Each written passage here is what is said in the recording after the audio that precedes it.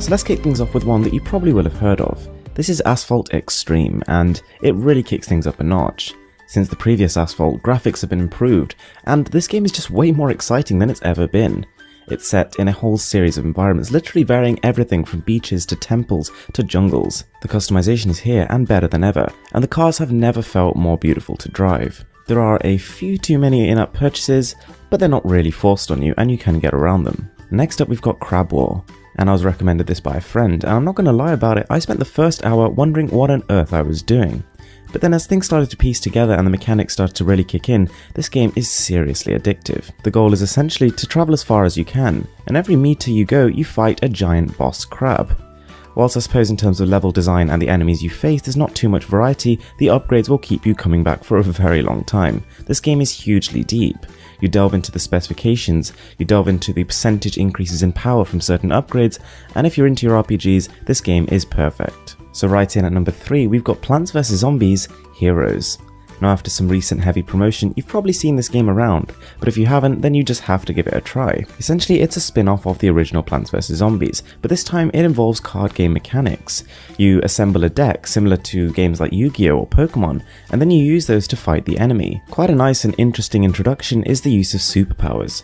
The hero that you use, as well as being a vulnerability, can also be used to unleash hell on the enemy, and this can change the tide of battle very quickly. But unfortunately, the game just doesn't run very smooth, even on powerful phones. Coming in at number 4, we've got Smile Incorporated, one of the more unusual endless runner games on the market. It's essentially a collaboration between Roman Atwood, Logan Paul, lots of kind of internet celebrities and people you will have just seen around.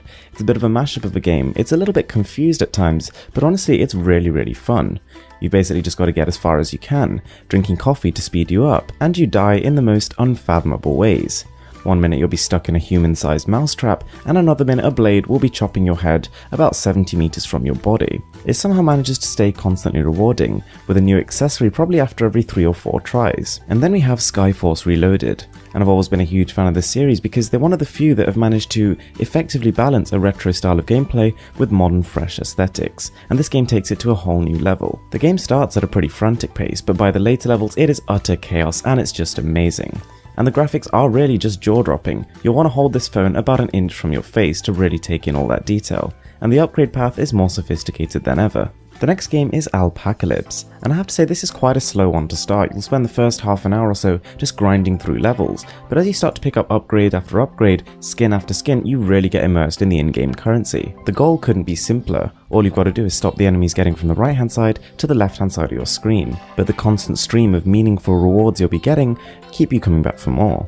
So then we have One More Bounce, and what starts off as honestly quite a frustrating concept soon grows to be one of the most difficult and satisfying games I think I've ever played on the Android market. You basically draw lines beneath your orb in real time, and depending on the angle and size of those lines, it'll project your orb further. You've got to get to the end goal without touching any of the walls. Next up is Rapstronaut, and for those of you who've probably had enough of Jetpack Joyride, this offers a similar flavour in a slightly more refreshing package. Instead of flying forever, you've actually got self-contained levels this time, so there's a little bit more structure to the game. The enemies get increasingly more difficult and there's a constant reward stream. You're constantly collecting orbs, you're collecting diamonds, and you're collecting food to keep your health up. But unfortunately some of the cooler upgrades are restricted to in-app purchases. The thing that kept me hooked was trying to get every one of the 40 different hidden secrets. The latest addition to the ever-expanding range of Evolution titles is probably my favourite. This is Pug Evolution. For the uninitiated, all of these Evolution games kind of have the same concept. You tap open crates to reveal an animal, and join 2 animals together of the same rank, and it creates one of the rank above. Higher ranked pugs generate more cash, and you use that to buy upgrades, which then make the game a little bit more fulfilling, with the end goal to try and discover the god. So guys, there you have it. Those are my best Android games of November 2016. If you did enjoy the video, I'd really appreciate it if you whack that subscribe button. These videos take me absolutely ages to make, and there's a ton more cool stuff coming. With that being said, I'm Mr. Who's the Boss.